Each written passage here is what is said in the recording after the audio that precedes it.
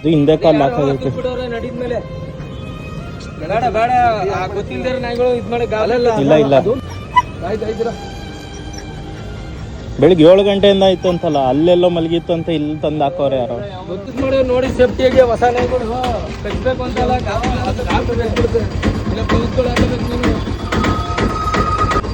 ಬೆಳೆಸಿದ್ರೆ ಬೇಡ ಏನಿಲ್ಲ